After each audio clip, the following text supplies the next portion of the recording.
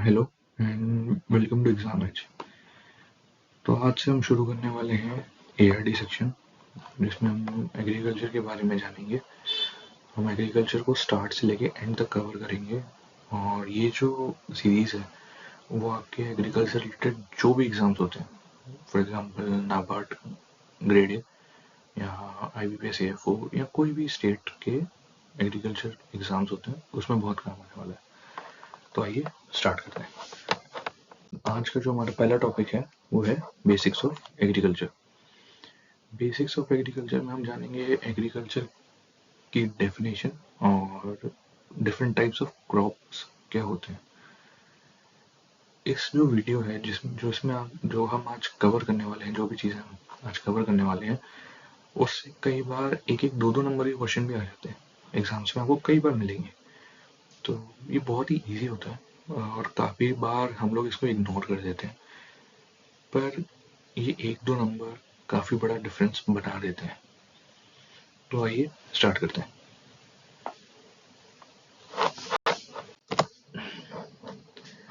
तो सबसे पहले हम जानेंगे एग्रीकल्चर का मीनिंग क्या होता है। एग्रीकल्चर बना है दो लैटिन वर्ड से, एग्रिक और कल्चर। एग्रिक का मतलब होता है सॉइल और कल्चर का मतलब होता है कल्टीवेशन। तो इसमें बेसिकली किया क्या जाता है कि सॉइल को इस तरीके से हम कह सकते हैं मॉडिफाई कर सकते हैं या इस तरीके से कल्टीवेट किया जाता है जिससे हम जो भी हमारी रिक्वायरमेंट्स है, फॉर एग्जांपल फूड, फाइबर या फ्रूट्स, जो भी हम चाहते हैं वो हम उगा सकें, उसको कमर्शियली यूज करा जा सके या सेल्फ के लिए यूज किया जा सके।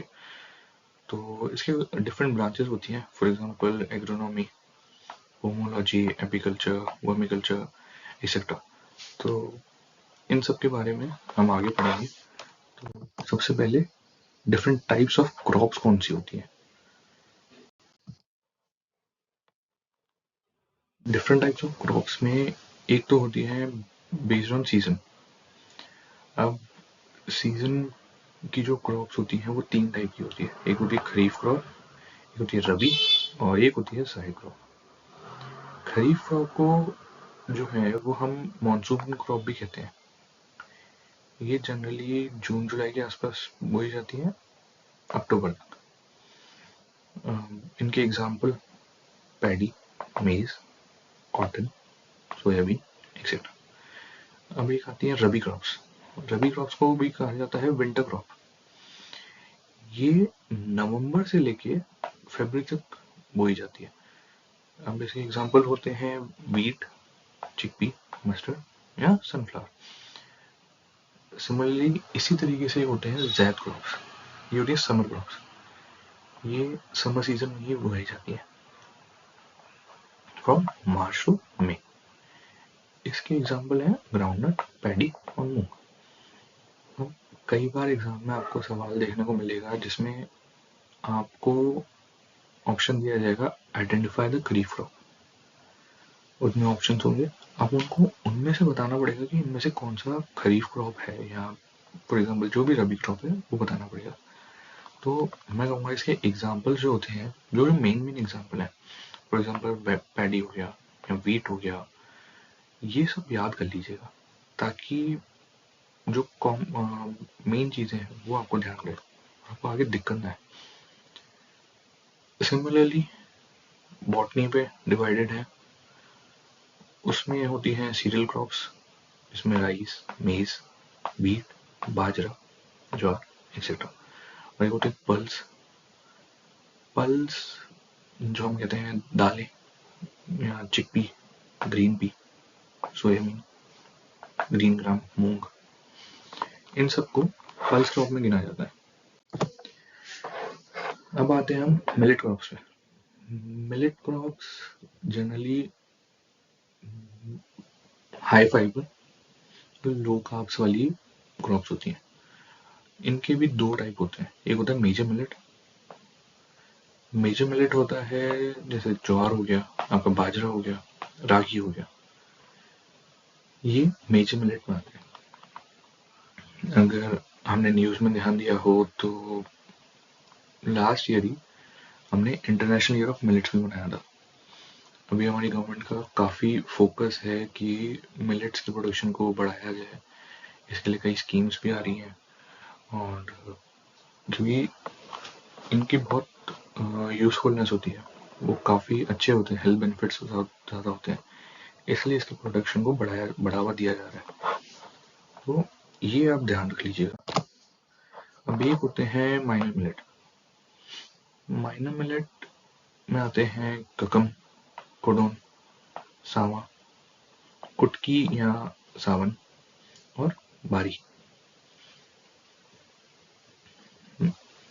माइनर मिलेट बेसिकली इनका मेन यूज होता है जो हमारे कैटल्स होते हैं या जो भी हमारे एनिमल्स होते हैं जिनको हम क्या कहते हैं, ऑक्स, कैटल, काव, बफेलो, उन सब के खाने के लिए मेन काम आते हैं। उनका जो चारा होता है उसमें इनको यूज किया जा सकता है। ठीक है, तो मैं कहूँगा इनके जो हिंदी वाले नाम है उसके साथ आप इनके जैसे ककम को फॉक्सटेल मिलेट कहा जाता है, कोडोन को कोडो मिलेट कहा जाता है, तो ये नाम भी आप ध्यान रख लीजिएगा। हार्ड एंड फास्ट नहीं है कि मेरे को रटना ही है, एक दो बार पढ़ लीजिएगा, दिमाग में बैठ जाएगा। आगे बढ़ते हैं। Oil seed crops. Oil seed crops होती हैं जिनसे हमें ऑयल एक्सट्रैक्ट कर रहे हैं हम। ऑयल एडिबल भी होता है और नॉन एडिबल भी होता है। ऑयल सीड क्रॉप्स के एग्जांपल हो गए सनफ्लावर, सबसे बढ़िया एग्जांपल। सनफ्लावर का तेल निकालते हैं हम लोग, तो वो ऑयल सीड क्रॉप्स में आता है। Edible seed crops. Edible seed crops वो होते हैं जिनको हम ईटिंग पर्पस में यूज कर सकते हैं या खाना बनाने में हम यूज कर सकते हैं। अब इसके एग्जांपल हो जाते हैं ग्राउंडनट, सोयाबीन, सनफ्लावर और सनफ्लावर। ये बेसिक एग्जांपल्स हैं, जो मोस्ट कॉमन एग्जांपल्स कहते हैं ना, वो है इनके, तो इनको ध्यान रख लीजिएगा।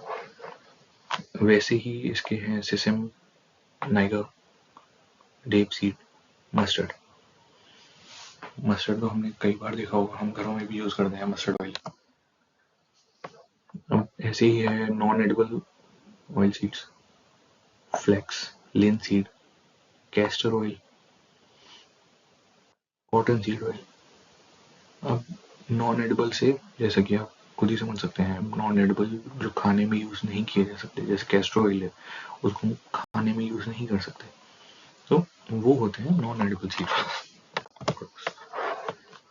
वैसे ही अब आते हैं फाइबर क्रॉप्स। फाइबर क्रॉप्स के 3 एग्जांपल होते हैं, फ्रूट, स्टेम या लीफ या हार्ट। फ्रूट फाइबर जो होते हैं, एक हो गया कॉटन या सिल्क कॉटन, ये है स्टेम, मेस्टा, जूट फाइबर। अब अगले आते हैं, वो है fodder crops. Fodder crops basically वही, अब जैसे माइनर मिलेट्स का काम होता है, जो आपके चारे में काम आते हैं, जो भी आपके फील्ड में जो भी एनिमल्स आपने रख रखे हैं, जैसे कैटल हो गया या XYZ, जो भी हमने कैटल रखे हुए हैं, उनके खाने के लिए काम होते हैं। जैसे फॉडर मेज हो गया, फॉडर सोरगम हो गया, काउपी हो गया, कम्बू नेपियर हो गया, ये सारे फॉडर क्रॉप्स हो जाते हैं। अब आगे बढ़ते हैं, एक टाइप आता है sugar crops. Sugar crops basically वो क्रॉप्स होती हैं जिनसे शुगर एक्सट्रैक्ट किया जाता है। शुगर केन हो गया या शुगर बीट हो गया, ये 2 मेन क्रॉप्स हैं शुगर क्रॉप्स की। तो इसी के साथ हमारा आज का लेक्चर यहीं खत्म होता है। Thank you for watching. और अब आगे वीडियोस में हम और डिटेल में जाएंगे, जो भी हमारा एग्रीकल्चर का पार्ट है। Stay tuned and please like the video, channel को सब्सक्राइब कीजिएगा और कमेंट करके बताइएगा अगर कोई भी डाउट हो तो। Thank you.